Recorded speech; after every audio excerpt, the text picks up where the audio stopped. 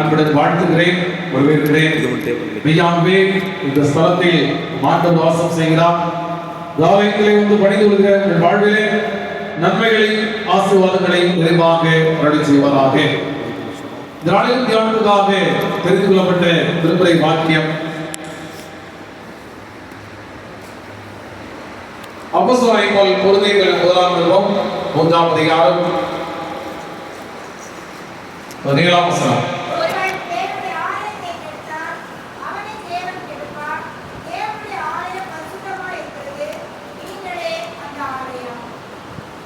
தேவனுடைய ஆலயம் பரிசுத்தமாக இருக்கிறது, நீங்களே அந்த ஆலயம். இருந்து வாருங்களை தாழ்த்தினோம்.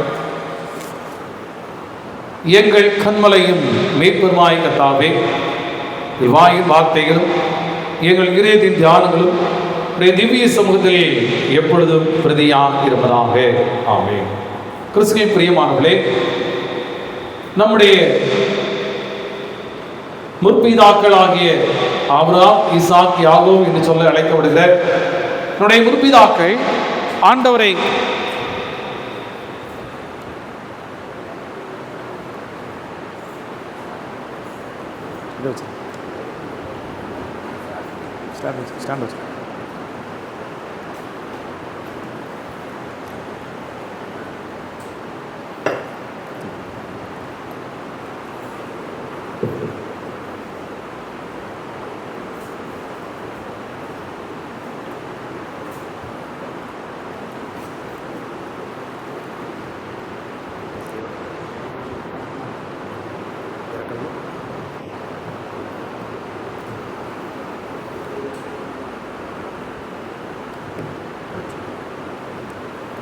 நம்முடைய முற்பிதாக்கள் எங்கே ஆண்டவர் அவர்களுக்கு தரிசனம் கொடுத்தாரோ அந்த இடத்திலே ஆண்டவரை ஆராதித்து, ஆண்டவரை வழிபட்டு, ஆண்டவருடைய இறை சத்தத்தை கேட்டார்கள்.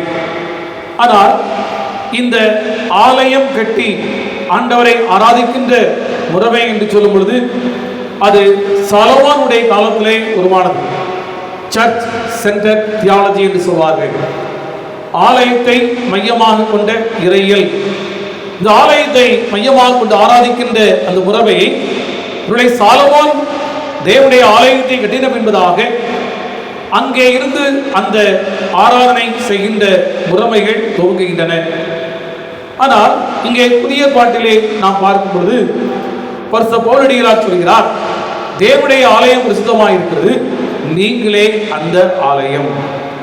நீங்களும் நானும் ஆண்டவரை ஆராதிக்க ஆலயத்துக்கு வருகிறோம். ஆனால் நாம் திருச்சபையாக ஆண்டவரை ஆராதிக்கின்றவர்களாக மாத்திரமல்ல, நடமாடும் ஆலயமாக விளங்க வேண்டும் என்று சொல்லி ஆண்டவர் நம்மிடத்தில் எதிர்பார்க்கிறார் என்று சொல்லி திருச்சபைக்கு இந்த நிருபத்தை எழுதுகிறார். கிறிஸ்துவின் பிரியமானவர்களே, ஒருமுறை டிஎல் மூடி என்று சொல்லக்கூடிய ஊழியர் ஒரு ஞாயிறு பள்ளிக்கு சென்று இடத்திலே கேட்டாராம், என்னவென்று சொல்லி, ஆண்டவர் பெரியவரா சிறியவரா என்று சொல்லி. அவர் பெரியவரா சிறியவரா? உங்கள்கிட்ட என்ன போல் சொல்லுவீங்க? பெரியவர். விடுதலை வானத்தையும் பூமியும் படைத்தவர். சாலமோன் வானாதி வானங்களும் கொள்ளாதே, நான் கட்டின இந்த ஆலயம் எம்மாத்திரம் பெரியவர். அநேகர் அப்படிதான் சொன்னார்கள். ஆனால் ஒரு குழந்தை சொன்னது, ஆண்டவர் பெரியவர் தான், ஆனால் அதே நேரத்தில் அவர் சிறியவர் என்று சொல்லி. இந்த புதிய சிந்தனை அவருக்கு ஆச்சரியமாக இருந்தது. ஒரு இடத்துல கேட்டாராம் இந்த சிறுவனிடத்திலே, ஏனம்மா எல்லோரும் பெரியவர் என்று சொல்கிறார்களே, நீ மட்டும் அவர் பெரியவர் தான், அதே இடத்துல அவர் சிறியவர் என்று சொல்கிறாயே என்று சொல்லி கேட்ட பொழுது அது சிறுமி சொன்னாலாம், அவர் பெரியவர் தான், இல்லை என்று நான் சொல்லவில்லை, ஆனால் என் சின்னம் சிறிய இதயத்தில் அவர் வாசம் பண்ணுகிறாரே, அப்படி என்றால் அவர் சிறியவர் தானே என்று சொல்லி சொன்னார். உள்ள எத்தனையோ ஆயிரக்கணக்கான செய்திகளை கொடுத்த அந்த டிஎல் மோடி என்று சொல்லக்கூடிய பிரசங்கியாருக்கு இந்த சிந்தனை புதியதாக காணப்பட்டது. அன்புக்குரியவர்களே, வானாதி வானங்களும் கொல்லாதே என்று சொன்ன அந்த தேவாதி தேவன் நம்மிலே வாசம் பண்ணும்படியாகத்தான் இங்கே இறங்கி வந்தார். இப்பொழுது பவுல் சொல்கிறார், நீங்களே அந்த ஆலயம் என்று சொல்கிறார். அன்பு திருச்சபை சொந்தங்களே, நீங்களும் நானும் அவர் வாசம் செய்யும் ஆலயமாக இருக்கிறோமா? இந்த பிரதிஷ்டை ஆராதனைகளே அவர் வாசம் செய்யும் ஆலயமாக நாம் இருக்கிறோமா என்பதை நாம் நிதானித்து அறியும்படியாக அழைக்கப்பட்டிருக்கிறோம். அதுக்கு ஆதாரமாக நான் தெரிந்து கொண்ட திருமுறை வாக்கியம் 1 பேதுரு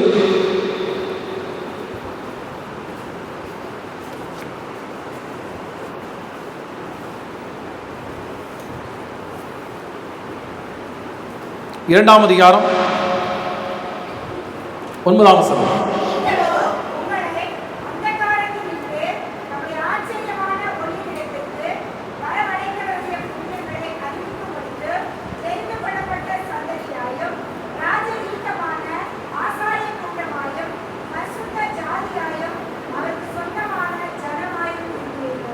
பாருங்கள், பேதுருடிகளார் ஒரு சிறந்த சிந்தனையை முன்வைக்கிறார்.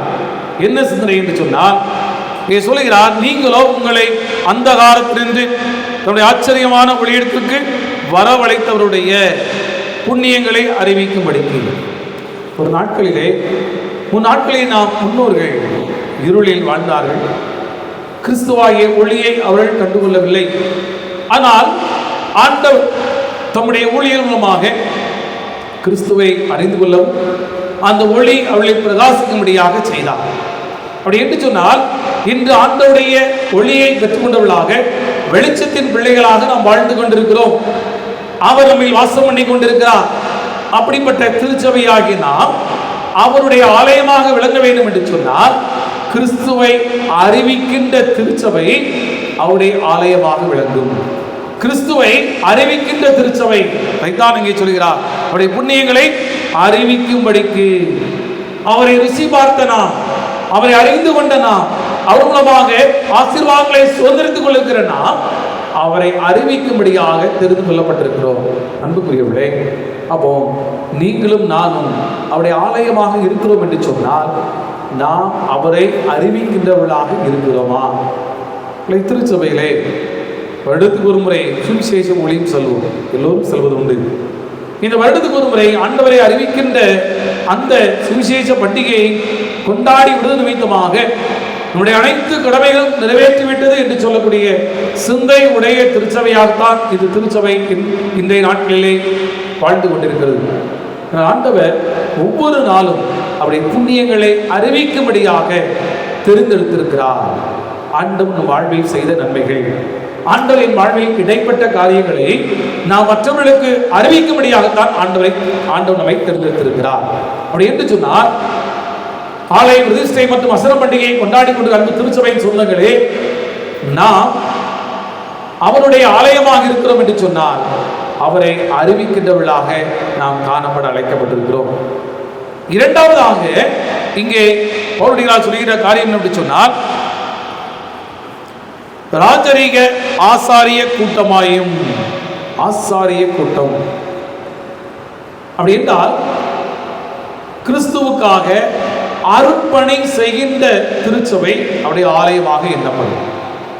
இங்கே பழைய பாட்டு காலத்திலே ஆசாரிய பணி என்ன? அவர்கள் ஆண்டுடைய சமூகத்திலே வந்து மக்களுக்காக பலிகளை செலுத்தினார்கள். பாவ நிவாரண பலி என்று சொல்லி ஒவ்வொரு பலிகளையும் அவர்கள் இந்த ஜனங்களுக்காக செலுத்தினார்கள். அதோடு மாத்திரமல்ல, அவர்கள் தம்முடைய ஜனங்களுக்காக ஆண்டவரிடத்திலே பரிந்து பேசுகிறவர்களாக காணப்பட்டார்கள். இங்கே கிறிஸ்துவுக்காக அர்ப்பணை செய்கின்ற திருச்சபையே ஆண்டவருடைய ஆலயம் என்று சொல்லி கருதப்படும் என்று சொன்னால், நீங்களும் நானும் கிறிஸ்துவுக்காக அர்ப்பணை செய்கிறோமா? அவருடைய ஆசாரிய கூட்டமாக ஆண்டவர் தெரிந்திருக்கிறாரே. அப்படி என்று சொன்னால், அந்த ஆசாரியர்கள் மக்களுக்கும் பிதாவுக்கும் இடையே அவர்களை இணைக்கின்ற பாலகமாக, ஊடகமாக அவர்கள் செயல்பட்டார்கள். இன்று பிறருக்காக நாம் திறப்பிலே நின்று ஜெபிக்கிறவர்களாக இருக்கிறோமா? நம்முடைய திருச்சபையின் குடும்பங்களுக்காக, குடும்பத்தில் மக்களுடைய தேவைகளுக்காக, நம்முடைய திருச்சபையின் தேவைகளுக்காக, நம்முடைய தேசத்துக்காக, நம்முடைய மாநிலத்துக்காக என்று சொல்லி பற்பல நிலைகளிலே நாம் திறப்பிலே நின்று ஜெபிக்கிறோம் என்று சொன்னால், நாம் ஆண்டவருடைய அருட்பணியை செய்கிறோம். அப்படி என்று சொன்னால், நீங்களும் நானும் ஆண்டவருடைய ஆலயமாக விளங்குகிறோம் என்பது பொருள். அன்புக்குரியவர்களே, நாம் நம்முடைய தேவைகளுக்காக அநேக நேரம் ஜெபிப்பது உண்டு. நம்முடைய எதிர்பார்ப்புகள், நம்முடைய எதிர்கால தேவைகள், பிள்ளைகள் தேவைகள் அவசியம்தான். கேளுங்க அப்பொழுது உங்களுக்கு கொடுக்கணும் என்று சொல்லி ஆண்டவர் சொல்லியிருக்கிறார். மெய்தான். ஆனால் நாம் மோசேயைப் போல திறப்பிலே நின்று பிறருக்காக ஜெபிக்கும்படியாக தெரிந்து கொள்ளப்பட்ட ஆசாரிய கூட்டமாக இருக்கிறோம். கிறிஸ்துவர்களே, பவுல் சொன்னது போல நீங்களே அந்த ஆலயம் என்று சொன்னாரே. இன்று இந்த ஆலயத்தில் ஆண்டவரை ஆராதித்துக் கொண்டிருக்கிறார். ஆண்டவர் சமாரிய ஸ்திரீகளை சொன்னார், ஆண்டவரை எங்கும் தொழுகளும் காலம் வரும் என்று சொன்னார். அந்த காலத்தில் எருசலேமிலே மாத்திரம் ஆண்டவரை தரிசித்தார்கள், ஆண்டவர் பலிகளை செலுத்தினார்கள். இன்று எல்லா இடங்களிலும் நாம் ஆண்டவரை ஆராய்ந்து கொண்டிருக்கிறோம். ஆனால் நீங்களும் நானும் ஆண்டவருடைய ஆலயமாக விளங்க வேண்டும் என்று சொல்லிதான் ஆண்டவரிடத்திலே எதிர்பார்த்து கொண்டிருக்கிறார். இதோடு மாத்திரமல்ல, இந்த வசனத்திலே இன்னொரு காரியத்தை சொல்லி காட்டுகிறார். பரிசுத்த ஜாதியாயும் அவருக்கு சொந்தமான ஜனமாயும் இருக்கிறீர்கள் என்றார். அன்புக்குரியவர்களே, அப்போ ஆண்டவருடைய ஆலயம் என்று சொன்னால் அந்த திருச்சபை எப்படி இருக்க வேண்டும் என்று சொன்னால் கிறிஸ்துவை பிரதிபலிக்கின்ற திருச்சபையாக இருக்க வேண்டும். கிறிஸ்துவை பிரதிபலிக்கின்ற திருச்சபை. மாதிரியை வைத்துவிட்டு செல்கிறேன் என்று சொன்னார் இயேசு கிறிஸ்து தம் சீஷர்களை பார்த்து. அது பொருள் என்ன? எல்லாவற்றிலும் என்னை பின்பற்றுங்கள், இமிட்டேட், அவரை போலவே மாறுங்கள் என்பதுதான் பொருள். இந்த திருச்சபை கிறிஸ்துவை பிரதிபலித்துக் கொண்டிருக்கிறதா? கிறிஸ்துவனுடைய சிந்தனைகளை, அவருடைய நம்மிடத்தில் எதிர்பார்க்கிற காரியங்களை நாம் பிரதிபலித்துக் கொண்டிருக்கிறோமா? கிறிஸ்தவ மார்க்கம் என்பது கிறிஸ்துவின் மனதுருக்கத்தின் அன்பினாலும் அவருடைய போதனையினாலும் கட்டப்பட்டது. அவைதான் ஆதி காலத்திலே கிறிஸ்தவ மதம் என்று சொல்லி அழைக்கப்படவில்லை, அதை கிறிஸ்தவ மார்க்கம் என்று சொல்லி அழைத்தார்கள். கிறிஸ்துவனுடைய போதனையை பின்பற்றுகிறவர்களே கிறிஸ்தவர்கள். அன்று அவர்கள் சீடர்கள் அழைக்கப்பட்டார்கள். யார் சீடர்கள்? கிறிஸ்துவை பின்பற்றுகிறவர்கள் சீடர்கள். இன்று நீங்களும் நானும் அவரை பின்பற்றி அவருடைய சீடர்களாக மாற வேண்டும் என்று தான் ஆண்டவர் விரும்புகிறார். ஆனால் நாமோ வெறும் கிறிஸ்தவர்கள் என்று சொல்லக்கூடிய அடையாளத்தை மாத்திரம் விரும்புகிறோம். அந்த அடையாளத்தின் மூலமாக நாம் எத்தனை முறை ஆண்டவரை துக்கப்படுத்தி கொண்டிருக்கிறோம் என்பதை சிந்தித்து பார்க்க வேண்டும். நேயர்களே, செய்தித்தாள்களே பல குற்றங்களை புரிந்தவர்களுடைய பெயர்களை வரும் பொழுது, அதை கிறிஸ்தவர்களுடைய பெயர்கள் வரும் பொழுது ஆண்டவர் துக்கிப்பாரா இல்லையா?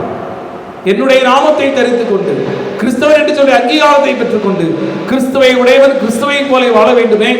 நீ கிறிஸ்துவை பிரதிபலிக்காமல் உன் சுய இச்சை நிமித்தமாக பாவம் செய்து கிறிஸ்துவுக்கு மகிமையை தேடித்தர வேண்டிய நாம் கிறிஸ்துவை அவமதிக்கிறவர்களாக நாம் வாழ்ந்து கொண்டிருக்கிறோமே அப்படின்னு சொன்னால் நாம் எப்படி கிறிஸ்துவின் ஆலயமாக, அவர் வாசம் செய்யும் ஆலயமாக நாம் வாழ முடியும்?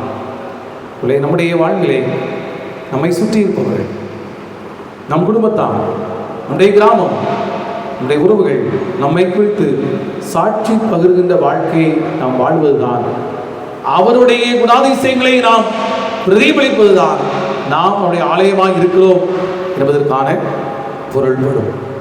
அன்புக்குரியவர்களே, என்று பிரதிஷ்டை பண்டிகையை கொண்டாடி கொண்டிருக்கிற அன்பு திருச்சபை சொந்தங்களே, நீங்களே அந்த ஆலயம் என்று சொல்லி ஆண்டவர் சொன்னார். நாம் அவருடைய ஆலயமாக இருந்து இந்த பண்டிகையை நாம் கொண்டாடும் பொழுதுதான் இந்த பண்டிகையின் ஆசீர்வாதங்களை நாம் பெற்றுக்கொள்ள முடியும். பற்பல இடங்களிலிருந்து நீங்கள் எதிர்பார்ப்பது வந்திருக்கிறீர்கள். இந்த ஒரு நாளுக்காக எத்தனை நாட்கள் காத்திருப்பது உண்டு? பொருளை நான் சின்ன வயதும் அப்படிதான். சிறு வயதிலே எப்பொழுது அவசரம் வரும் என்று சொல்லி இந்த பண்டிகைக்காக வருடம் முழுவதும் காத்திருப்பது உண்டு. இன்னும் 2 மாதம் இருக்கிறது, இன்னும் 1 மாதம் இருக்கிறது, இன்னும் 2 வாரம் இருக்கிறது, இன்னும் 1 வாரம் இருக்கு என்று சொல்லி நாட்கள் எண்ணிய நாட்கள் உண்டு. ஒருவர் எல்லாரும் வருவார்கள், மிகுந்த மகிழ்ச்சி. அவள் சொல்லுவாங்க, இந்த 1 வார நினைவுகளோடு இந்த 1 வருடத்தை நாங்கள் ஓட்டி விடுவோம், இந்த 1 வருட நினைவுகளோடு அந்த 1 வருடத்தை ஓட்டி விடுவோம் என்று சொல்லுவோம். அது உண்மை. அந்த நினைவுகள் தான் இந்த ஆலயத்திலே நாம் பெற்றுக்கொண்ட ஆசீர்வாதங்களும் நன்மைகளும், இதிலே நாம் மகிழ்ந்திருக்கின்ற காரியங்கள், இங்கே நடைபெறுகிற நிகழ்வு தான் அந்த 1 ஆண்டு காலம் நம்மளை ஊக்குவித்து நம்மளை ஓட வைத்துக் கொண்டிருக்கிறது. அன்புக்குரியவர்களே, அப்படிப்பட்ட விசேஷமான பண்டிகை நாட்களை ஆண்டவர் தந்திருக்கிறார். அது மாத்திரமல்ல, இந்த பிரதிஷ்டையோடு அசன பண்டிகையை நாம் கொண்டாடுகிறோம். அப்படிதானே? அசன பண்டிகை நாம் அவருடைய ஆலயமாக விளங்கும் பொழுதுதான் ஆண்டவருடைய ஆசீர்வாதத்தை பெற்றுக்கொள்ள முடியும். அதே நேரத்தில் இந்த அசன பண்டிகையும் ஆண்டவர் விரும்புகிற விதமாக இருக்க வேண்டும். அவருடைய அசன பண்டிகையை கொண்டாட வேண்டும் என்று சொல்லி ஆண்டவர் திருமலை சொல்லியிருக்கிறாரா? இந்த மாதிரி கேள்விகளை கேட்கக்கூடாது. ஆலகாலமாக கொண்டாடிக்கணும் அசனத்தை. இதனையா கேள்வி? அசனம் கொண்டாடணும் பைபிள் சொல்லியிருக்கா இல்லையா அப்படின்னு கேட்குறீங்களா? சரி, ஒருவர் கேட்டா, நான் கேட்கல, யாராவது கேட்டா என்ன சொல்லுவீங்க? என்ற இன்று புதுவிதமான கோட்பாடுகளும் தியாலஜியும் உருவாகி கொண்டிருக்கிறது. புதிய புதிய ஊழியர்கள் புதிய புதிய கோட்பாடுகளை திருச்சபைகள் திரித்து திருச்சபையை உடைத்து கொண்டிருக்கிற காலம் இந்த காலம். அவை கூடி வருதலை விட்டு விடாதீர்கள் சொன்ன பவுலை போல நாம் கூடி வருதலை விட்டு விடாதிருக்கிறது நல்லது. அசரம் கொண்டாடணுமா இல்லை திருமையில சொல்லப்பட்டிருக்காங்க? அது பதில் என்ன? ஆமான்னு சொன்னால் எங்கே இருக்குன்னு கேட்பீரு. இதுக்கு எதுக்கு வம்பு? பேசாமல் இருந்துட்டு போயிடும், நீரே எதாவது சொல்லிடும். அப்படிதானே? சொல்லப்படவில்லை. அப்படிதானே? அசர கொண்டாடம் என்று சொல்ல, அசர பண்டிகை என்று சொல்லி சொல்லப்படவில்லை. அசரங்கிற வார்த்தை பயன்படுத்தப்பட்டிருக்கா பைபிள்ல? அசரங்கிற வார்த்தை பயன்படுத்தப்பட்டிருக்கிறா? இருக்கலாம். சாப்பிடுவது அசரம். லிட்டரலா அசரங்கிற வார்த்தை இருக்கு பைபிள். எழுது. தாவீது மேவிபோசேத் நித்தம் என் பந்தியில் அசரம் பண்ணுவான் சொல்லப்பட்டிருக்கா அந்த வார்த்தை? அதோடு மாத்திரமில்லை, ஆண்டவராய் இயேசு கிறிஸ்துவுடைய வார்த்தையை கேட்கும்படியாக வந்த மக்களை அவரை உணவருந்தாமல் இருக்கும் பொழுது ஆண்டவர் சொன்ன வார்த்தை என்ன? நீங்களே அவர்களுக்கு போஜனம் கொடுங்க, ஆகாரம் கொடுங்க. ஆண்டவரை தேடி வருகிற பிள்ளைகளுக்கு நீங்கள் ஆகாரம் கொடுங்க என்று சொன்னார். இது திருமுறையின் அடிப்படையில் சொல்லப்பட்ட காரியம். இன்னும் நம்முடைய வரலாற்றின் பின்னணியை பார்க்கும் பொழுது, நம்முடைய முன்னோர்களுடைய காலங்களிலே பார்க்கும்போது, ஒருவேளை நம்முடைய பூட்டியுடைய காலத்தை வைத்துக் கொள்வோம். இந்த காலத்திலே அரிசி சாப்பாடு என்பது அரிதானது ஒன்று. விடுதலை இந்த காலத்திலே நன்மை செய்வோம், தான தர்மம் பண்ணவும் மறவாதிருங்கள், இப்படிப்பட்ட பள்ளிகள் மேல் தேவன் பிரியமாயிருக்கிறார். அப்ப நான் செய்வது ஆண்டு பிரியமா இல்லையா? ஆண்டவர் பிரியமானவர் செய்தவங்க ஏன்னு சொல்ல, அந்த காலத்திலே அப்படிப்பட்ட காலத்திலே சொல்லுவாங்க அசனம் பொங்கி போட்டாங்க. எந்த அரிசியில பொங்கி போடுவாங்க? சம்பா அரிசியில. இப்போ சம்பா அரிசி நம்ம வாங்கி விட்டு தொண்டைக்குள்ள இறங்க மாட்டேங்குது. விடுதலை ஸ்பூன் வச்சு குத்துனாதான் உள்ள போகுது. வெள்ளை அரிசி தான் பிள்ளைங்க கேட்குது. சம்பா அரிசி எதற்காக அந்த சம்பா அரிசியை தேர்ந்தெடுத்தாங்க? ஒரு வாரம் வச்சுட்டு சாப்பிடலாங்க. தண்ணியை மட்டும் மாற்றிட்டே இருந்தா ஒன்றும் ஆகாது. விடுதலை தண்ணியை மட்டும் மாற்றிட்டே இருந்தா ஒரு வாரத்துக்கு ஒன்றும் ஆகாது. அப்படின்னா ஒவ்வொரு மாதமும் ஒவ்வொரு ஆலயத்தில் அசரமா அந்த மக்களுக்கு என்ன செய்யும்? ஒரு 10 நாளைக்கு அந்த மாதம் வயிறார சாப்பாடு கிடைத்து விடும். ஆகவே அவர்களுக்கு போஜனம் கொடுக்கும்படியாக, வாழ்வாதாரத்துக்கே கஷ்டப்பட்ட மக்களுக்கு வாழ்வளிக்கும்படியாக அந்த அசர பண்டிகை ஆரம்பிக்கப்பட்டது. ஆனால் இதில் நம்ம கூறிவிட்டோம், இந்த பண்டிகையை நாம் நிறுத்த முடியாது. விடுதலை பண்டிகையை நாம் நிறுத்த முடியாது. ஆனாலும் இன்றைய காலத்திலும் அப்படிப்பட்ட ஏழை மக்கள் வாங்கி செல்லுகிறார்கள். இந்த அசன பந்தியின் மூலமாக ஆசீர்வாதத்தை பெற்றுக் கொள்கிறார்கள். அப்படின்னு சொன்னார், இந்த அசன வைபவம் அன்போடு பரிமாறப்பட வேண்டும், அன்போடு செய்யப்பட வேண்டும். அவைதான் 1 கொரிந்தியர் 16-14 வாசியுங்கள்.